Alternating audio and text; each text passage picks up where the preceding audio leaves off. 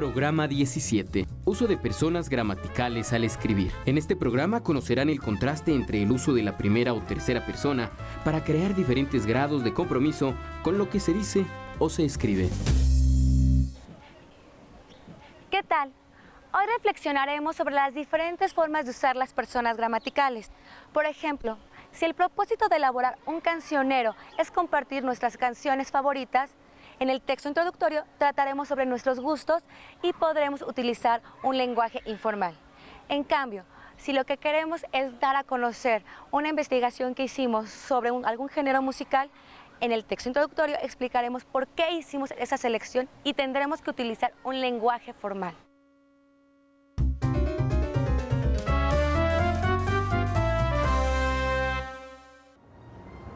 Estamos nuevamente con el maestro Enrique Lepe, que es especialista en la enseñanza del español, quien nos ayudará a entender cómo se utilizan las personas gramaticales en los prólogos. Sí, decíamos la vez anterior que hay muchas maneras de escribir un prólogo y que dependía del público al que va dirigido el libro, que puede ser especialistas, gente adulta, niños, jóvenes, etcétera.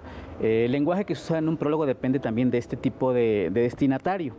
Puede ser uno muy formal al escribir o puede ser uno informal. Puede uno usar gramaticalmente el yo, una forma muy personal de decir las cosas, y otra es una cosa formal, un usted o un impersonal. ¿Te puedo poner un ejemplo? Claro. Mira, este libro que se llama, tiene un título precioso por cierto, Más crueles son tus ojos, es una antología poética del romanticismo hispanoamericano. Te voy a leer un poquito del prólogo. Crecí con la idea de que el romanticismo era la más evidente manera de ser cursi y de que lo romántico había trascendido del siglo XIX para internarse en el siglo XX. Como ves, incluso al manejar la palabra cursi se nota el lenguaje formal, pero lo interesante es que está dicho desde el yo. Dice, crecí con la idea, es decir, crecí ya implica el uso gramatical del yo, de la primera persona del singular. Es un ejemplo. Y otra manera es ser un poco más formal e impersonal. Te pediría que leyeras este ejemplo. Claro que sí. La poesía de Juan Gelman es un concentrado de memoria, experimentación y conciencia. Memoria porque en ella se juega como un destino, la suerte de un pasado de la historia latinoamericana reciente que ha dejado una huella indeleble en el hombre actual de nuestros países. La historia de una lucha por la transformación de nuestras sociedades y la represión de esa lucha. Bien, como verás, en este ejemplo no está escrito con la primera persona, no es yo, no dice yo Juan Gelman o yo conozco a Juan Gelman, sino que se refiere, en primer lugar está en impersonal y se refiere a una tercera persona, es decir, no habla de sí mismo ni de alguien conocido, ni asume el yo, asume un él, o asume un impersonal, digamos, en este caso. Maravilloso los ejemplos que nos has dado. Creo que nos ha quedado mucho más claro cómo se utilizan las personas gramaticales en los prólogos, ¿verdad, chicos?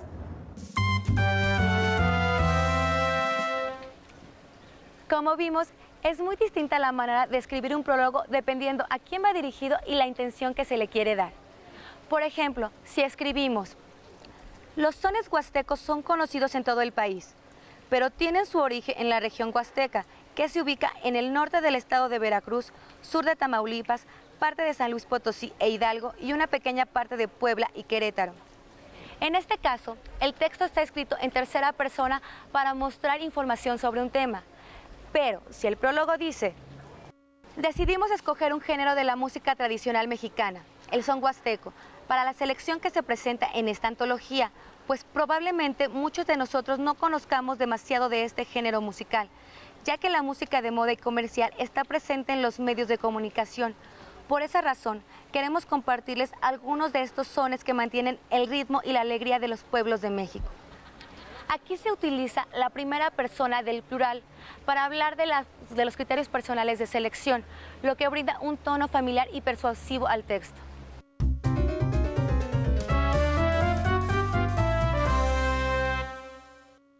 ¿Nos podrías decir cuáles son las características de un prólogo? Mira, un prólogo es un texto, habitualmente son textos cortos, son textos que son una invitación a la lectura y que también te facilitan una cierta información para comprender mejor el libro que vas a leer, ¿no? Esa información puede ser de todo tipo. Puede ser una información que te aporte material o información sobre la vida del autor, sobre el contexto histórico del autor, sobre el género del que se trata, sobre la forma en que esa obra está respondiendo a ciertas inquietudes, a ciertas discusiones intelectuales o culturales de cierto momento, ¿no? También un prólogo, además de ser un texto informativo, puede ser un texto, como dije antes, que sea una invitación, que hable desde la experiencia del autor del prólogo, de por qué es interesante ese libro, y que de alguna forma te ayude a ver cosas dentro del libro que habitualmente no verías, ¿no? Porque no compartes esa experiencia, etcétera, ¿no? Y también te puede relatar la propia experiencia del autor del prólogo, pues cuándo se encontró este libro, si tuvo o no tuvo relación con el autor, en fin. Ahora, un buen prólogo es una invitación que se cumple, sí, porque también te pueden engañar, ¿no? Y eso no está bien. Te pueden decir, este es el mejor libro que vas a leer, y después pues ya te aburres, ¿no? ¿En qué casos en los prólogos se utiliza la primera persona gramatical y en qué casos la tercera persona gramatical? Mira, habitualmente se utiliza la tercera persona gramatical en los casos en donde se trata de un prólogo más académico, ¿no? Realmente está hablando del contexto histórico, del contexto cultural, de la biografía del autor. Tiene una intención mucho más, digamos, explicativa que en el caso de la primera persona, ¿no? En el caso de la primera persona se habla más de la propia experiencia de lectura del prologuista, y también digo, hay prólogos en donde pues el que habla en primera persona pues es una persona muy importante, y de hecho quieres resaltar el valor de una obra que probablemente es menos conocida, y entonces utiliza la primera persona. Yo, Jorge Luis Borges, voy a hablar de este libro de un autor nuevo y me parece muy importante hablar de esto, ¿no? Pero fundamentalmente es una distinción por la distancia, ¿no? El texto de tercera persona es un texto mucho más distante, en donde no hablas de tus emociones, sino básicamente de información sobre el contexto, sobre la vida del autor, sobre el contexto histórico, etcétera, ¿no? El género literario, etcétera. ¿Y qué prólogos utilizan la segunda persona gramatical? Mira, son los menos comunes en general,